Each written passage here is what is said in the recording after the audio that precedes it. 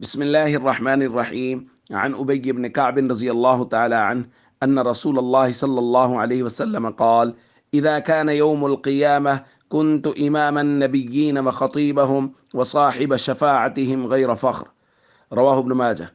نبی کریم صلی اللہ علیہ وسلم نے ارشاد فرمایا، جب قیامت کا دن ہوگا تو میں نبیوں کا امام اور ان کا خطیب ہوں گا اور ان کی سفارش کرنے والا ہوں گا، اور فرمایا یہ بات میں بغیر کسی فخر کے کہہ رہا ہوں۔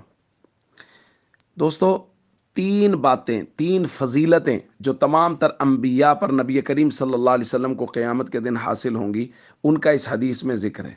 نمبر ایک، حضور نے فرمایا میں نبیوں کا امام ہوں گا۔ دوسری روایت میں حضور نے فرمایا انا قائدہم یوم القیامہ، میں ان کی قیادت کرنے والا ہوں گا قیامت کے دن، یعنی میں ان سے آگے ہوں گا۔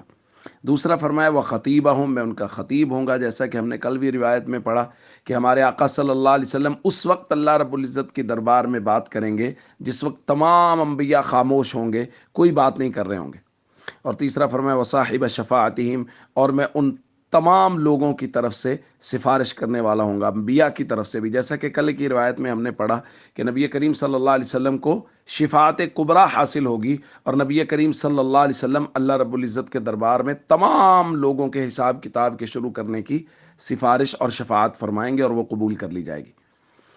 دوستو، ہمارے آقا حضرت محمد کریم صلی اللہ علیہ وسلم کو اللہ تعالیٰ نے بے شمار فضائل عطا فرمائے ہیں، اور اللہ کا ہم سب پہ کتنا کرم ہے، جیسا کہ بارہا یہ درخواست کی جا رہی ہے کہ اللہ نے اس پاک پیغمبر صلی اللہ علیہ وسلم کی امت میں ہم سب کو پیدا کیا ہے۔ اس لیے ذمہ داری بہت بڑی ہے کہ ہم قیامت کے دن اپنے نبی صلی اللہ علیہ وسلم کے سامنے جائیں تو کم از کم حضور جو چیزیں ذمہ لگا گئے، فرائض اور ارکان اسلام جو ضرور بھی ضرور کرنے ہیں، فرائض اور ارکان اسلام کی پوری پابندی کے ساتھ جائیں، اور کوشش کریں کہ اپنی مکمل زندگی حضرت محمد صلی اللہ علیہ وسلم کے طریقوں کے مطابق گزاریں۔